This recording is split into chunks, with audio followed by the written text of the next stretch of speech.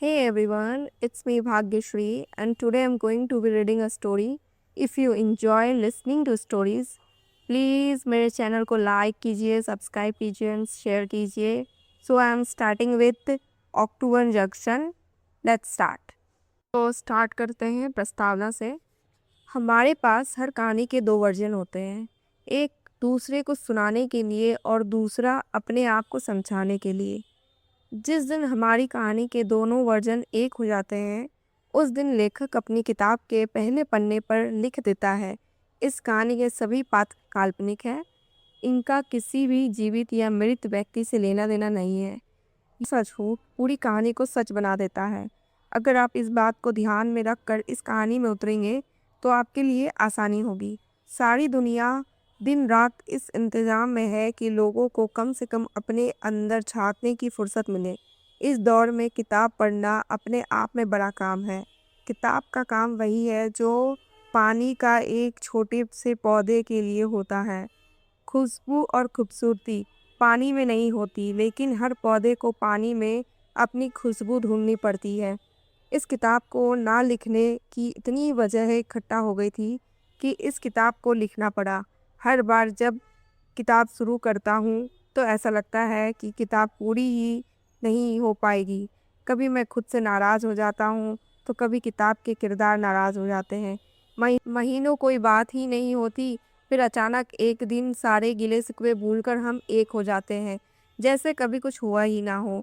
वैसे तो मैं इस कहानी और आपके बीच नहीं आना चाहता था, लेकिन कुछ कहानियाँ ऐसी होती है जिनका सिरा सही से पकड़ने के लिए लेखक को बीच में आना पड़ता है.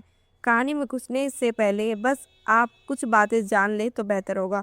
अक्टूबर जंक्शन का ख्याल मेरे पास मुसाफिर कैफ़े लिखने से पहले से था, लेकिन यह कहानी कुछ साल नाराज़ रही. मैं कुछ और कहानियाँ ढूंढता रहा, कुछ लिखता रहा और बहुत कुछ मिटाता रहा. अक्टूबर जंक्शन का ख्याल बार बार आता रहा, लेकिन हर बार बात अधूरी छूट जाती. मुझे नहीं मालूम इतना साफ साफ लेखक को किताब के पहले पन्ने पर लिखना भी चाहिए या नहीं, लेकिन कुछ बातें लिख और बोल देना बोझ उतार देने जैसा होता है.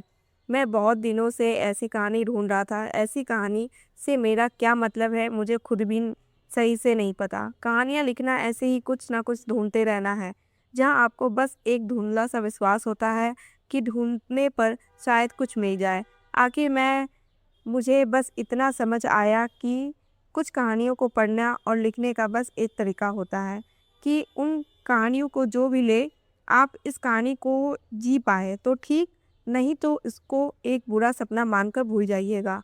समय एक दिन धीरे से अच्छी और बुरी दोनों कहानियों को मिटा देता है. बचते हैं तो कुछ लोग जो सुनी हुई कहानी को अपने हिसाब से बदलकर कहानियाँ आगे बढ़ाते रहते हैं. हर बार किताब पढ़ने के बाद लोग मुझसे पूछते हैं कि क्या वो सच्ची कहानी थी. मैं हमेशा जवाब घुमा फिरा कर देता हूँ या टाल देता हूँ. बस एक चीज़ बता सकता हूँ कि इस कहानी के किरदार सच और सपने के बीच की छोटी सी खाली जगह में मिले थे. बंद मुट्ठी से खुली मुट्ठी भर ही हम जिंदगी को छू पाते हैं. बस इतना ही लेखक उस कहानी को छू पाता है जिसको वह अपने मन से कागज़ पर उतारने के लिए सालों बेचैन रहता है. मुझे उम्मीद है आप अक्टूबर जंक्शन पढ़ते हुए उन्हीं रास्तों से, उन्हीं सच्चाइयों से, उन्हीं गलतियों से वैसे ही गुजरेंगे जैसे इन कहानियों में किरदार गुजरे हैं.